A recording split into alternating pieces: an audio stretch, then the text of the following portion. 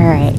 So since my presentation is going to be talking about trauma and substance use, sometimes talking about trauma can cause people to feel like anxiety or stress, or it can bring up things and thoughts and things that may trigger you. And so because of that, I think it's very important that we kind of set the tone and become mindful first. But also, it's good too, like I know all of us like kind of rushed into here and it's really ugly outside and nasty, and you probably faced a lot of traffic on the way here you normally wouldn't face.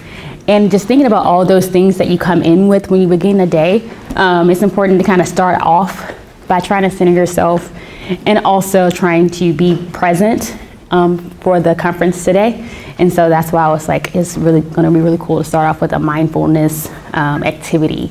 And so with mindfulness, it's just all about being present in the here and now. So not being focused on the past, because sometimes the past can bring up feelings of anxiety, regret, and shame, or sadness.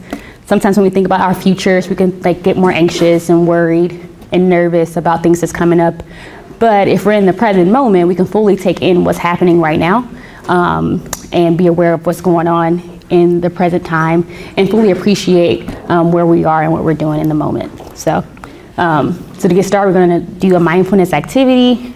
It's going to be about 5-7 minutes long. And I'm not sure how many people, can you raise your hand if you've done mindfulness before? All right, so people are pretty like experienced in this. So we have a few people that are new to this, and it's okay if you don't grasp it immediately. Just be patient and just try to participate as fully as you can. All right. Okay. So I want everyone to start out by settling into a comfortable position in your chairs. So get comfy. And then I want you to allow your eyes to close, or if you're not comfortable closing your eyes, keep them open with a softened gaze. Begin by taking slow, deep breaths, breathing in fully, exhaling fully, breathing in through your nose and out through your mouth. Allow your breath to find its own natural rhythm, bringing your full attention and noticing each breath as it enters your nostrils, travels down to your lungs, and causes your belly to expand. Notice each out-breath as your belly contracts and air moves up through your lungs, back through your mouth, and invite your full attention to flow with your breath. Notice how the inhale is different from the exhale. As you turn more deeply inward, begin to let go of the noises around you. If you're distracted by sounds in the room, simply notice them and bring your attention back to your breath. Simply breathe as you breathe, not striving to change anything about your breath. Don't try to control your breath in any way. Observe and accept your experience in this moment without judgment, paying attention to each inhale and exhale. If your mind wanders to thoughts, plans, or problems, simply notice your mind wandering. Watch the thought as it enters your awareness as neutrally as possible. Then practice letting go of that thought as if it was a leaf floating down a stream. In your mind, place each thought that arises on a leaf and watches it as it floats out of your sight down the stream. Then bring your attention back to your breath. Remember, your breath is always an anchor that you can return to over and over again when you become distracted by your thoughts. Notice when your mind has wandered. Observe the types of thoughts that hook or distract you. Noticing is the richest part of learning. And with this knowledge, you can strengthen your ability to detach from thoughts and mindfully focus your awareness back on the qualities of your breath. Practice coming home to the breath with your full attention, noticing the gentle rise of your stomach on each in-breath and the relaxing, letting go on the out-breath. Allow yourself to be completely with your breath as it flows in and out. You might become distracted by pain or discomfort in your body, or twitching or itching sensations that draw our attention away from your breath. You may also notice feelings arising, perhaps sadness or happiness, frustration or contentment. Acknowledge whatever comes up in your thoughts or stories about your experience, and simply notice where your mind went without judging it, without pushing it away, clinging to it, or wishing it was different. Just simply refocus your mind and guide your attention back to your breath. Breathe in through your nose, breathe out through your mouth. Follow the air all the way in and all the way out. Mindfully be present moment by moment with your breath. If your mind wanders away from your breath, just notice it, not judging it. Just let it be a thought, emotion, or a sensation that hooks your attention, and gently guide your awareness back to your breathing. As this practice comes to an end, slowly allow your attention to expand and notice your entire body, and then beyond your body to the room you're in. And when you're ready, open your eyes and come back fully alert and awake. All right, how is everyone feeling? It's really quiet in here, so I'm guessing like pretty relaxed. Another cool thing about mindfulness is a tool for coping that I often recommend for patients and clients that I work with who have difficulties with trauma and substance use. So just know, any of you, even if you don't have those difficulties, can always use those as tools to cope with what you're dealing with. All right. So my objectives of today's talk is to provide an overview of adolescent development. Then we're going to define and discuss the prevalence of trauma and substance use in the adolescent population. I'm going to describe the impact of trauma and substance use on adolescent health and well-being, and then finally discuss the relationship between trauma, substance use, and maladaptive eating. So adolescents, it's my favorite group. It's a pivotal point in development. When we think about this transitional period, teens, when we think about adolescents, is ages 10 to 24. So during this period, kids are transitioning from elementary to middle school. They're transitioning from middle school to high school, and again from high school to beyond, right, to the workforce or college. And so you have all these transitions. You have puberty that happens, so they're physically changing, they're socially changing. Kids are spending more time with their friends rather than their parents. They are held to a higher standard by their parents, so they're deemed to be more responsible.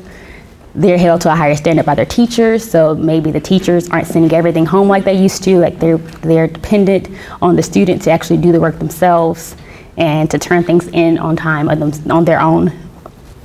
And so ultimately, when we think about teenagers, they're held to a higher standard, not only by the teachers and their parents, but also society at large. We expect teenagers to be a little bit more responsible than when they were children. When it comes to puberty, chemically, it leads to an increase in secretion of estrogen and testosterone, which leads to greater concentration of dopamine receptors in the brain.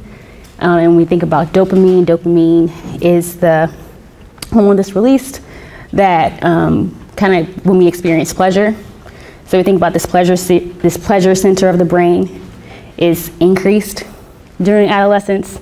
Another piece of the brain called the nucleus accumbens was important for the limbic system. It plays a key role in the experience of pleasure, and it grows again from the transition to childhood adolescence. It contributes to greater sensitivity of pleasure at this time, and it makes adolescents more sensitive to not only just like regular rewards such as like getting A's and doing well, but also more sensitive to social rewards. So like being well liked by peers. So simply interacting with peers for adolescents can be even more rewarding for adolescents than for adults when individuals have examined brain activity in research. the neurocircuitry that's responsible for inhibiting behavior responses. So that's the brake system, what kind of tells us to stop and think before we do things. That is the PFC, so the prefrontal cortex in the brain, which is the frontal lobe. That's the important part for the PFC. It's responsible for impulse control, executive functioning, emotion regulation, personality formation. All of that is not fully developed either. So it's still slowly developing. It's not fully developed until adulthood. I mean, if we think about this, if adolescents don't have that part of their brain that kind of controls their impulsivity, that helps them make good decisions, if that part is slow, they're going to be more likely to do impulsive things and things they may later on regret. And so with this limbic system being more reactive, so again, this pleasure system being more reactive and experiencing more pleasure and everything's just so much better, right? So you have all of that in addition to difficulties making decisions and controlling impulses.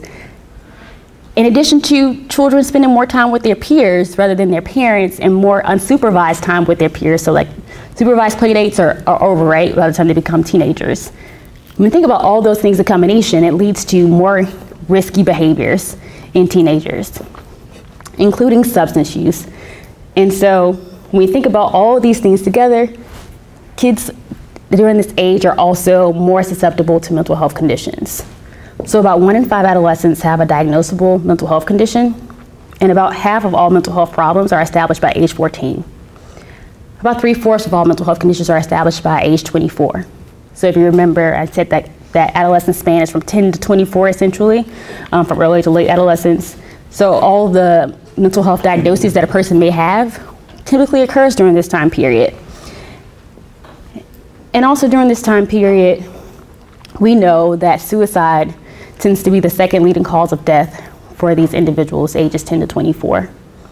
So considering all this information that we know about adolescents, it's important to consider this group in particular when just treating patients in general. And I think that's why this population should receive more attention overall. So when we think about trauma, it's defined by the National Child Traumatic Stress Network as a traumatic event that is frightening, dangerous, or violent that poses a threat to a child's life or bodily integrity. I like the fact that the National Child Traumatic Stress Network included the word threat, because it doesn't mean that something has actually happened to the child, but if they feel like they're threatened, that can be traumatic as well. So when we think about the different kinds of trauma, it kind of opens up the world of possibilities when we think about just even threats to children. It could be considered trauma. So one main thing that we think about is witnessing violence, right? So seeing scary things happen around you. Also, we automatically think about abuse, right? So experiencing physical, emotional, or sexual abuse. We automatically think about that as trauma. Also being neglected, so not having the resources that everyone else has at home, a parent not being around or being present, being bullied either at school, being bullied online, simply being bullied by peers. It's really traumatic for a lot of kids. Another thing we think about is medical trauma, so having a very scary medical procedure, or going to the hospital and being very, very sick can be really traumatic. It makes me think about my mom, who recently got out of the hospital. When she was very little, she had to go to the hospital several times, and she was very sick. And so when she goes to the hospital now, she gets extremely anxious because she remembers when she was little and her experiences at the hospital at that time. Displacement. So being in foster care, going from home to home, so the kind of that instability. We think about refugees who are displaced from their home countries, or even their home states when we think about individuals who are displaced by different hurricanes. That's traumatic. Terrorism. So not just terrorism abroad, internationally, but also domestic terrorism. When we think about the mass shootings that have occurred in the United States, how some individuals are now afraid to go to movie theaters, even though they weren't present during that shooting. They're now afraid because of what they heard about what's happened. Grief, so losing a loved one, it's really traumatic for some people. Natural disasters such as fires, floods, mudslides, hurricane, tornadoes. We know that very well from being in our state in the April 27th tornadoes and how much that affected a lot of individuals and how that's still affecting them today. Parents being incarcerated. So we think about the parent not necessarily being around because they are in prison. And then also thinking about maybe what reason are they incarcerated, right? And so that also is traumatic for children. Parent substance abuse. When we think about substance abuse, if a parent is abusing substances, they're likely neglecting their child. If they're trying to parent while they're under the influence, they may become abusive. And also, they may be using a lot of their resources, so financial resources, on the drugs rather than putting those financial resources towards their child. So we think about all those parts of parent substance use. So when I say parent mental health condition, I'm not meaning that, oh, because you have a parent with depression, anxiety, or bipolar disorder, you automatically are experiencing some trauma. I'm talking more so of parents who are not treated for their mental health condition. So we think about untreated bipolar disorder, untreated schizophrenia, or untreated depression. Those things can cause parents to be more neglectful. It can cause, when we think about bipolar disorder or schizophrenia, those parents may be more erratic in their behavior and less attentive to their child and less warm and responsive to their child. And because of that, that can be really, really traumatic. Discrimination. So we think about racism, we think about sexism, we think about homophobia, we think all about the isms and phobias, right? All of those are traumatic. So if when we think about individuals who lived through Jim Crow and how they are now, they may view things in different ways because of the things they experienced due to discrimination. Extreme poverty as well is considered a type of trauma. Again, with extreme poverty, you have fewer resources, you may not have all your basic needs met. And we think about if you don't have your basic needs met, then it's going to be hard to do anything else, right? It will be hard for a child to do well in school. It may be harder for a person to get a good job because if they don't have the simple things of food, water, clothing, shelter, those may be really hard. Secondary trauma is something that a lot of people don't talk about and is often overlooked, and that's for us providers. When we learn and hear from our patients what they've experienced and what they've been through. And because of hearing about those events from them, we experience trauma. So it's like us hearing a really sad story and taking that home with us and, you know, having a hard time for the rest of the day because of that, having dreams or even nightmares about things that our patients or other people we've talked to have experienced. And finally, complex trauma is just those people who have a combination of various traumas, which most people often do. So when it comes to adolescents, they're very commonly exposed to traumatic events. A little more than 2 out of 5 of them experience traumatic events. And about 25% develop persistent mental and behavioral health symptoms as a result of their experience of trauma. We think about adolescents compared to childhood, they're often exposed to even more severe forms of trauma. And that's likely because they are, again, spending more time with their peers, being more unsupervised, maybe taking more risk and being involved in more things. And so because of that, they're experiencing more things than, they're exposed to more things than when they're in childhood, and therefore those pieces of trauma could be more severe. And what I have is this chart on the side is the national across state prevalence of ACEs among children and youth. Who's heard of ACEs before? So only a few people. So ACEs stands for Adverse Childhood Experiences. It's a very short questionnaire that's about, I think about 10 questions long that asks about various traumas someone has experienced in their lifetime. And it's been studied extensively in various populations. And what they have found is with adverse childhood experiences, so it's different experiences of trauma, they're common across all income groups, with 58% of all U.S. children. With ACEs, however, they tend to have low income. So these individuals tend to have income less than 200% of federal poverty levels. Black children are disproportionately represented among children with ACEs. And 6 in 10 have ACEs that represent about 17% of all children in the United States with ACEs. So the reason I say that is that a lot of people experience trauma. So across all age groups, economic statuses, race groups, everyone is experiencing ACEs. But the people who are experiencing even more are those who are low income and also those who are African American. And so I wanted to highlight that piece so you can be aware for when you're working with your patient populations, if they are low income, if they're African American, to know that they may have experienced more traumas than other groups.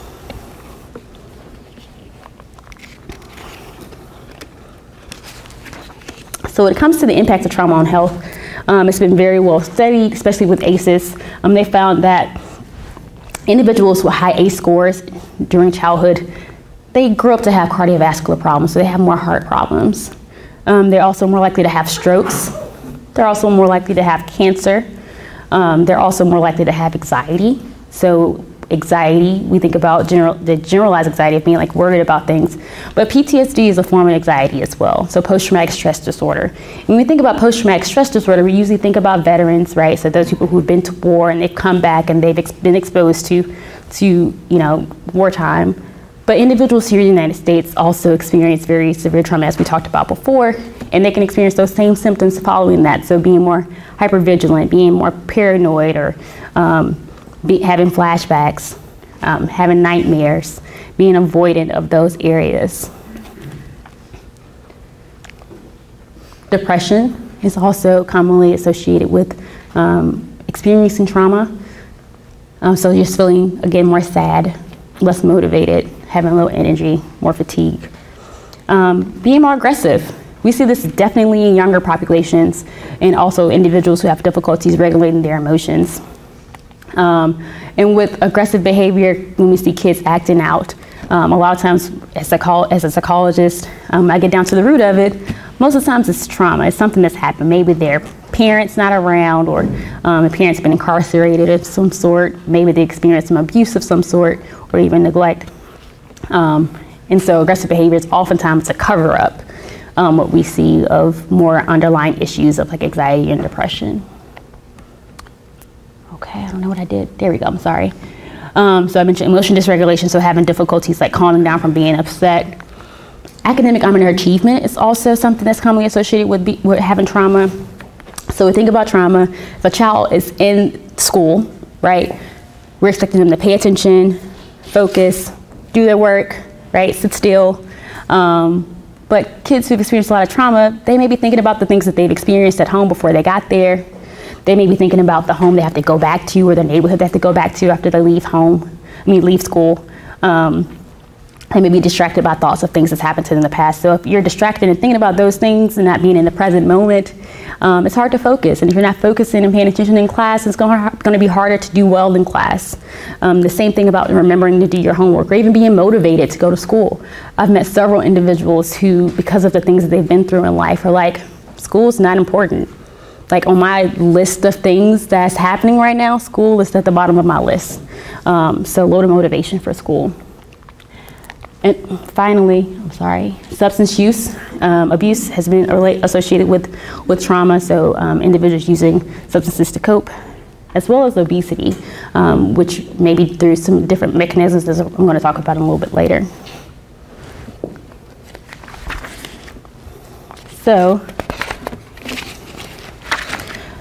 with substance use, we categorize this as the use of licit or illicit substances.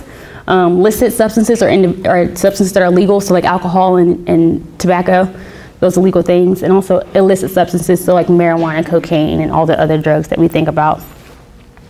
With teenagers, who wants to guess what's the average age of drug initiation? So when do teenagers tend to start using drugs? 13. You guys are close, so one was right. So 14, that's the average age of initiation, which is pretty young, right, when you think about it. The average age of initiation in the United States is 14 years old. And then when we think about the diagnostic criteria of what's a substance use disorder, they only have to meet 2 symptoms in the past 12 months to meet criteria for a substance use disorder, which means that their use of substances are causing impairment to a certain extent. So the first piece is recurrent use of alcohol and or drugs that cause significant impairment.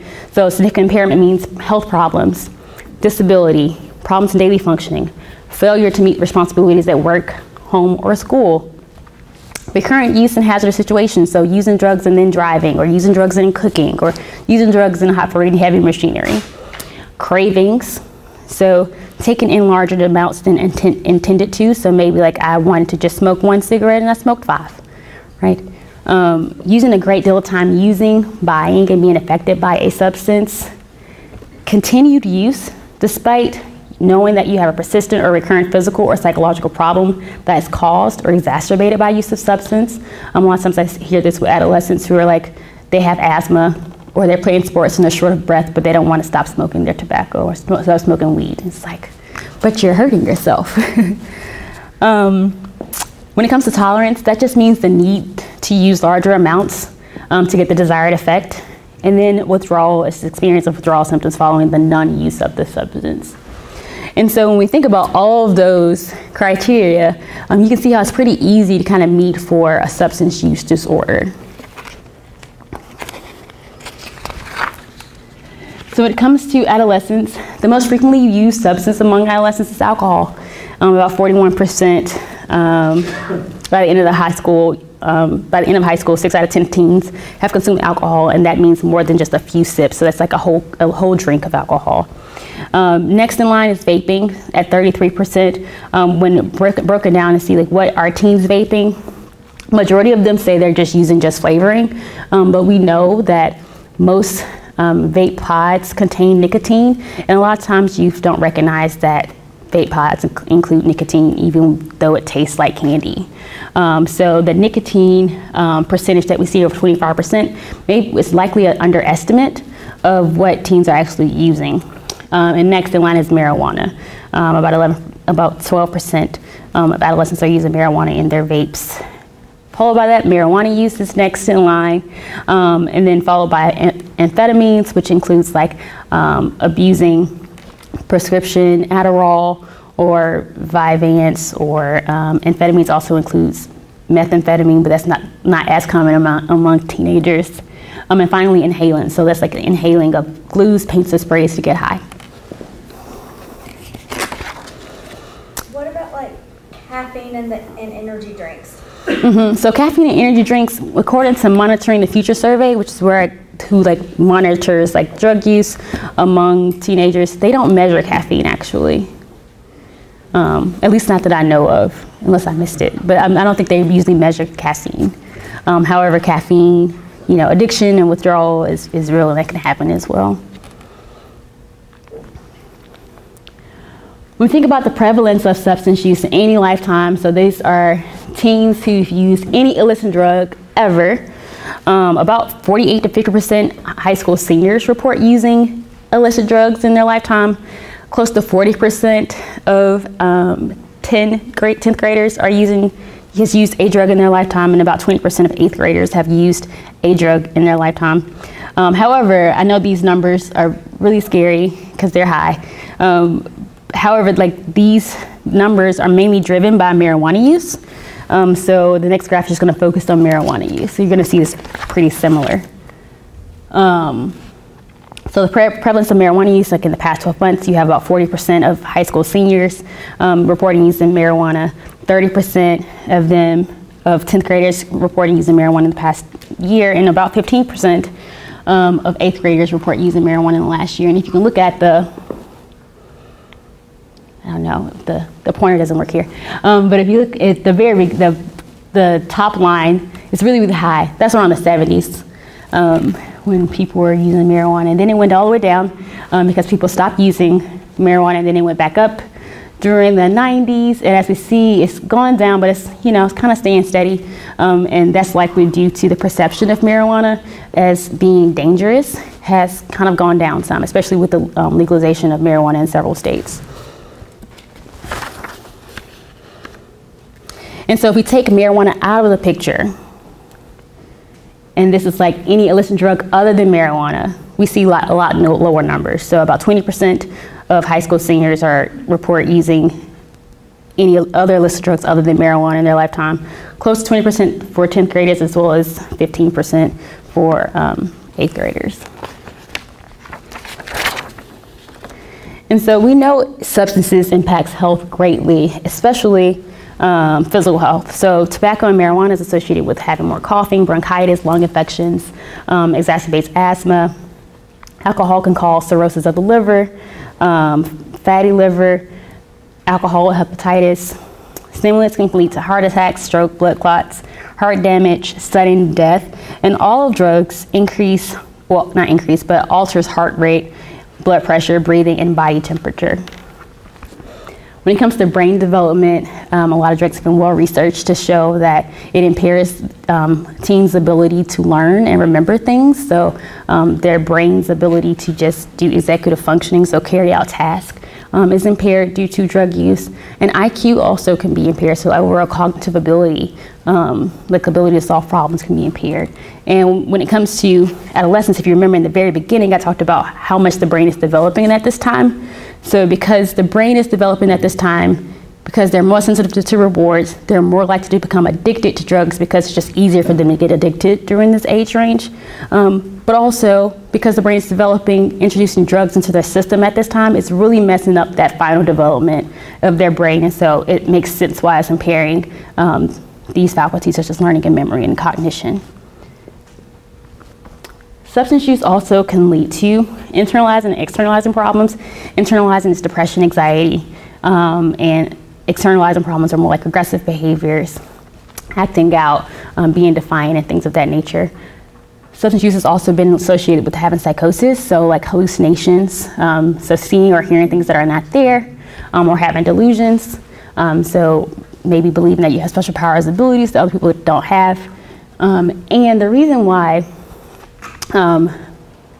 psychosis is related to substances is, one is the genetic component, so especially for among adolescents with genetic predisposition for schizophrenia, if they're using marijuana in large quantities and in higher doses, so like the strong marijuana, like the ones that they're like creating with spraying THC on THC, using marijuana for these adolescents can cause them to have schizophrenia in the future because of their genetic predisposition.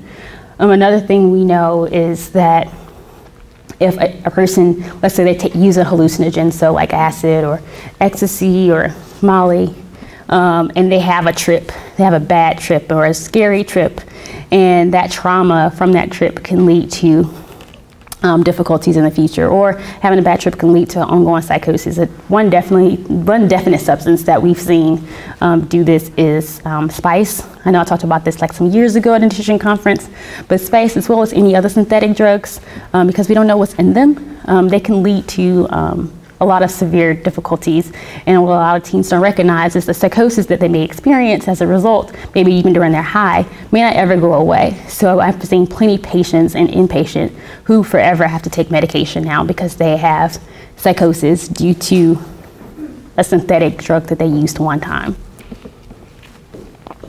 Now, the thing about this, though, I can tell adolescents this all the time, and they're like, oh, it's not going to happen to me, because they're teens and they feel like they're invincible. It's not going to happen. But one thing teens do care about is their physical appearance. They want to look good. They like to get rewarded by their peers, by, you know, likes and things like that. So physical appearance is something that I think as providers we can really hold on to try to help persuade teens to abstain from drugs. And we think about how drugs can affect skin, so increase acne, increase wrinkles, bad breath, gum disease, or brown or lost teeth. So like keeping those like physical things in mind that are consequences of drug use could be something that we can really help persuade our teens. So when it comes to trauma and substance use, what comes first? And what research has found is that this relationship is kind of bidirectional. There are components of substance use that are traumatic. So I mentioned, like I said before, like maybe having a bad trip can be traumatic. Maybe engaging in a behavior that you wouldn't otherwise while under the influence could be traumatic. Maybe something happening to you while you are under the influence that you maybe need to consent to can be really traumatic. Going out to buy drugs in a different neighborhood that you're not familiar with. You can be exposed to some traumatic things in that way. Having a drug deal go wrong can be traumatic. So those are just kind of some of the components of substance use that can be traumatic by themselves. But then also substance use is used as a coping skill. So we think about substance use in general. A lot of my teens talk about marijuana and how it helps them to calm down. It helps them to interact with people because without marijuana, they just feel like they can't be around other people. It helps them just to feel better. We think about other drugs that helps to just like opiates and other drugs that helps like make you forget, and don't have to think about anything. I don't have to worry about anything when I'm using drugs. So substance use is oftentimes used as a coping skill. And we know that using drugs for coping skills lead to more frequent use. It leads to more abuse-dependent symptoms, poorer mental health, greater psychopathology, and also more psychosocial distress. And so as I work with people, I like to find out, like, why are you using substances? And if I find that coping is the reason, then that's the spot that I know I can intervene. Because if I can just give you some more coping skills and some other ways to deal with what you're dealing with, then maybe you won't turn to that substance while you're, in order to feel better. And like I mentioned before, using substances can just lead to more high-risk behavior, including like driving a car while under influence and having a car accident, right? That can be really traumatic. All right, so when it comes to maladaptive eating, we think about undereating, overeating, grazing, loss of control during eating. And I want you guys just to keep in mind the bidirectional relationship between substance use and trauma as you kind of discuss the relationship between these three variables. So when we look at the lifetime prevalence of eating disorders in adolescents, it's fairly low. Overall, it's about 3% of adolescents have an diagnosed eating disorder, with, of course, most of them being female. However, when we're talking about maladaptive eating, we're also talking about disordered eating patterns, maladaptive eating patterns, and not necessarily just the diagnosis. So when we think about trauma and diet, maladaptive eating, several studies have shown that trauma exposure is related to higher consumption of highly palatable or comfort foods. So those are foods that are high in fat and sugar, like sodas, sweets, candy, fast food. And that makes sense when you think about it, because like when we're having a bad day or something's going bad, like we don't want to eat, well, at least not me, I don't want to eat a salad. I prefer chicken fingers and fries. So, eating more foods that are, high fat, high sugar. There's also a negative association between the history of sexual abuse and consumption of foods high in sugar. So sexual abuse may also be associated with eating less palatable foods, and it may be explained by the greater body dissatisfaction of diets and behaviors among individuals with history of sexual trauma. Also, childhood emotional, physical, and sexual abuse has been related to increased risk for bulimia and also binge eating disorder. After adjusting for bias, and then when you think of, and they also looked at anorexia nervosa, and they found that childhood physical abuse was the only one that's related to having later anorexia. The same study, and then PTSD has also been related to disordered eating as well as food addiction. I'm sorry, I didn't realize these weren't coming up. PTSD is also related to disordered eating and food addiction in women. However, this association did not vary based on trauma type, so it didn't matter what trauma it was. Just those PTSD symptoms predicted later disordered eating and food addiction. And then finally, multiple studies have also linked childhood physical and sexual abuse and bullying to obesity. So I mentioned this earlier about this link between abuse, trauma, and obesity. And one study looked at, what kind of mechanisms or what things explain this relationship. And so this big review study that was done by Medee and Matthews found that negative affect, so that's negative mood or depressed mood, in addition to just disordered eating patterns, are the things that kind of explain the relationship that we see between the trauma and the obesity. I just have these two pictures because this is, literally how some individuals may feel. Like, I eat to feel better. Eating makes me feel good. At the same time, if someone eats too much, they may feel worse about themselves or worse about their situation. So we think about substance use and eating behaviors. Male and female adolescents and adults who binge ate, especially those who purged, were more likely to use all substances, particularly marijuana and drugs other than tobacco and alcohol. And for individuals with anorexia and binge eating or lifetime anorexia or bulimia, they're more likely to use stimulants and cocaine. And when we think about stimulants and cocaine and some of the effects of those two drugs, those type of drugs, is they help to suppress appetite. And that could be an effort to avoid the consequence of overeating. We're looking at bulimia nervosa versus anorexia.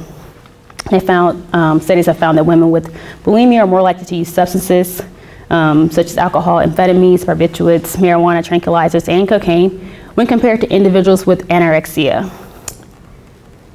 And the severity of calorie restriction was predictive of amphetamine use, which is the statement which I mentioned earlier about calorie restriction being related to use of amphetamines and stimulants. So why do we see this relationship? Some studies have found that impulsivity, rash, spontaneous impulsivity, and also increased reward sensitivity are considered one of the two, they're both considered factors of impulsivities. And impulsivity, if you think about it, is a key feature of some eating disorders and eating behaviors. So not really thinking it all the way through and thinking about the consequences of your actions, just doing it. And also we think about the, when we talked about drug use and how drugs in the pleasure center of the brain, it really brightens up that pleasure center, lightens that pleasure center of the brain. But food does the same thing for individuals, but especially for individuals with eating disorders. And so when we think about substances kind of disrupting that system, again, lighting it up brighter than any other thing, also food doing the exact same thing, there's an increased motivation for rewards because, again, both of those things really provide great pleasure to the brain. And another piece is just coping and avoidance. So individuals may eat to cope, avoid thinking about problems by eating or using. Drugs and purgers generally use substances to relax, relieve anger, avoid eating, and just to get away from their problems. So overall, there is a lot of compelling research about the links between eating and substance use among those who binge eat and have purging behaviors. And there's not as much about the restrictive behaviors. So when it comes to the groups that restrict their eating, of course, there's more research that's needed in their area.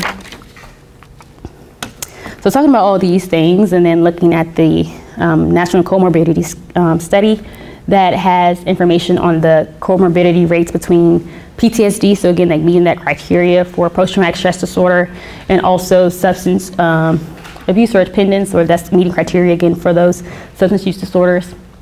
When we look at post-traumatic stress disorder, it's the first block highlighted in red. Individuals who have bulimia nervosa tend to have the highest comorbidity rates with post-traumatic stress disorder, which means that they have both disorders, followed by those with binge eating disorder and those with anorexia. We're looking at substance abuse and dependence. Again, you have very high numbers among those with binge eating disorder and also bulimia nervosa. Those are pretty similar, with one being like 13.9, the other one being 14.3, so very, very similar, and greater than those with anorexia. And finally, when it comes to any drugs or any use, again, those numbers are higher among those with binge eating disorder, which pairs well with all the research have shown about binge eating in general and purgers, and how they really have that strong connection with substance use disorders.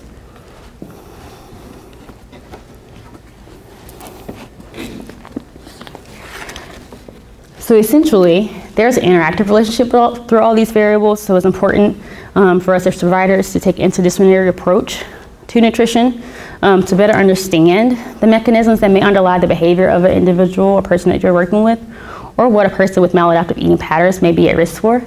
So it's just important to just kind of remember these things are all interrelated and interconnected. On the end, I have just some additional resources from the National Child Traumatic Stress Network, SAMHSA, which is the Substance Abuse and Mental Health Services Administration, as well as the Monitoring the Future survey. So that's the big survey they do every 2 years for adolescents in the United States to look at their use of drugs and risky behaviors. So that is all.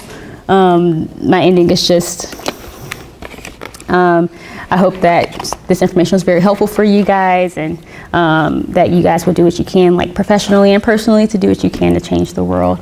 Do you guys have any questions for me?